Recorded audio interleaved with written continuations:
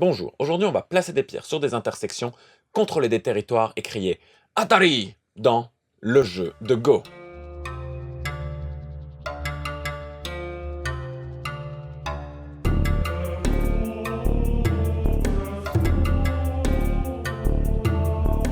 Dire que le jeu de Go est un vieux jeu est un euphémisme. Certaines légendes placent sa création il y a plus de 4000 ans. Bon, en réalité les seules sources concrètes qu'on a placent sa création plus ou moins 500 ans avant Jésus-Christ. Oui, seulement 500 ans avant Jésus-Christ. Et dire qu'on trouve en ce moment que les colons de Catane c'est un vieux jeu quoi. Pour comparer, on ne commencera à jouer aux échecs que 1000 ans plus tard. Oui, je sais, il y a des gens qui disent que les échecs ça a 5000 ans, mais ils se trompent. Le Go est un jeu simplissime. Il n'y a d'ailleurs que 3 règles, et je vais demander à des maîtres très malins de vous les expliquer, comme ça paraîtra un petit peu moins simpliste.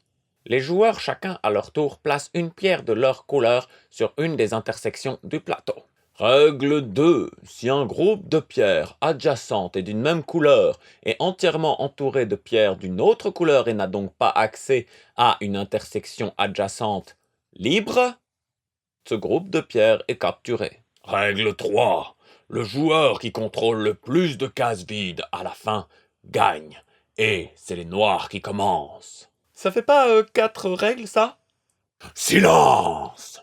Ouais, du coup, même comme ça a l'air pas foufou. Et pourtant, le jeu de Go est considéré par beaucoup comme LE jeu de l'esprit. Le jeu le plus complexe et le plus profond jamais inventé. Le jeu qui évalue si t'es malin ou pas. Alors pourquoi ça? Eh bien tout d'abord, il y a le Goban, le plateau de jeu, qui comporte 19 lignes comme ça verticales et 19 lignes comme ça horizontales. Ça fait 361 intersections. Chiffre plutôt énorme, surtout selon la première règle qui nous permet de mettre une pierre sur n'importe laquelle de ces intersections.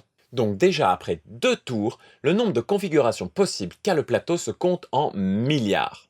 Pour comparer, aux échecs, après 2 tours, il n'y a que 9000 différentes combinaisons à peu près. Cet argument a d'ailleurs servi pendant longtemps pour expliquer pourquoi les ordinateurs ne pourraient jamais battre de maître humain au Go. Calculer toutes les possibilités du jeu, mais ce serait comme localiser toutes les particules de l'univers et à l'intérieur y mettre encore autant de particules que dans tout l'univers. Bon, évidemment, c'est plus vraiment vrai de nos jours, mais ça, on va en parler un peu plus tard. Mais au-delà du simple nombre de possibilités, le jeu de Go tire sa force et son côté fascinant de toute la culture qui l'entoure. Depuis des générations, les parties sont enregistrées, notées et retransmises de manière à ce qu'elles soient étudiées, pour qu'on puisse écrire des livres, pour qu'on puisse trouver les solutions aux problèmes et aux situations qui se sont présentées. En découlent des séries de recueils entiers qui expliquent des situations et leurs solutions optimales, voire simplement leur implication pour le reste de la partie. Au fur et à mesure qu'on joue et qu'on se renseigne, on découvre des couches de subtilité dans le jeu, mais qui sont de plus en plus profondes. On abandonne des zones du plateau bien avant que le combat qui s'y déroulait ne soit fini, car on voit une autre possibilité qui a l'air plus prometteuse ailleurs, et on peut un petit peu évaluer l'avenir de cette zone. Il y a des enchaînements classiques des Joseki bien connus de tous les joueurs qui indiquent voilà, ah j'ai mis ma pierre là, normalement tu ne pourras pas me la manger. On peut entourer les ennemis, mais pendant ce temps-là, l'ennemi nous entoure nous-mêmes, et alors on le re-entoure, et on le re-entoure, et ainsi de suite. Et à la fin, on commence des situations qui finalement se résolveront les unes après les autres bien plus tard. Et on voit apparaître sur le plateau des formes connues, codifiées, qui ont des noms, qui sont comme des petites créatures vivantes sur le plateau en 2D. Il y en a des bonnes, il y en a des fortes, il y en a des faibles, il y en a des fragiles. Tout ça, c'est un petit univers à découvrir. C'est tellement foisonnant qu'il y a des gens qui voient ça comme leur métier depuis leur plus tendre enfance, qui vont étudier ça. Ok, ils mémorisent des tas de situations, mais en réalité, ils sont très loin de tout connaître. Et eux, comme nous, à force de voir toutes ces connaissances qui ont été accumulées, plus que juste de simplement l'enregistrer dans notre tête, on l'enregistre dans notre inconscient. Et du coup, en plus de pouvoir simuler dans notre tête toutes les possibilités et les coups qu'on va pouvoir jouer, le bon coup à jouer apparaît clairement comme juste, comme esthétique.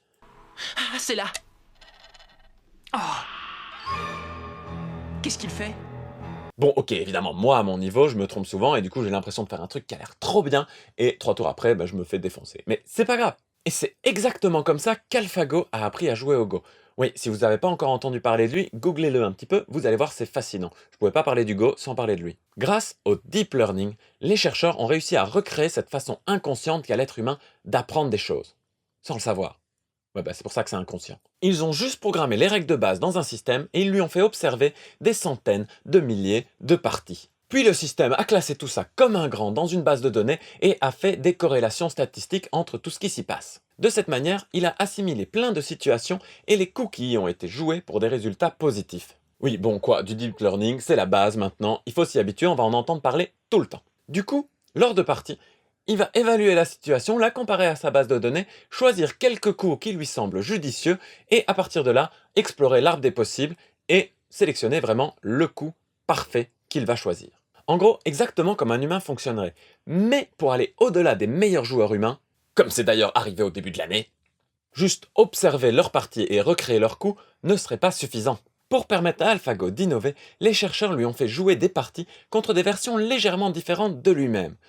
Et pas seulement un petit peu de parties, lui ont fait jouer des milliers de parties. Comme ça, de nouvelles situations se sont créées et AlphaGo est devenu aussi fort qu'il l'est maintenant. Si bien que lors de ces affrontements contre Léa Sidol, qui est juste le grand champion de Go de ces dernières 10 années, les experts ont très vite arrêté de considérer certains coups que jouait AlphaGo comme des erreurs, tant il leur était prouvé qu'il se trompait.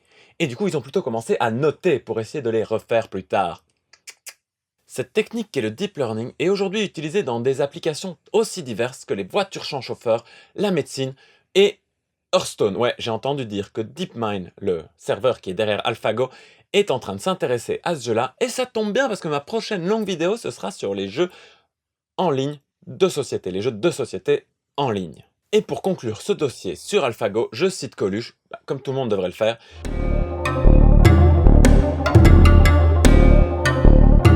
Bref, le jeu de Go, c'est un jeu qui n'a rien perdu de son charme. C'est pas du tout chiant, il n'y a pas du tout de thème, mais on se sent vraiment entré dans la bataille, on se sent vraiment en train de créer quelque chose avec son adversaire. C'est épatant. Du coup, bon, moi, les gars, je dois aller lire un petit bouquin de Joseki, comme je vous l'ai dit, les variations classiques, histoire de pas me faire rétamer comme un bleu la prochaine partie, de nouveau, encore. Alors, ciao les gars, et au revoir mon collègue Yannick. C'était bien!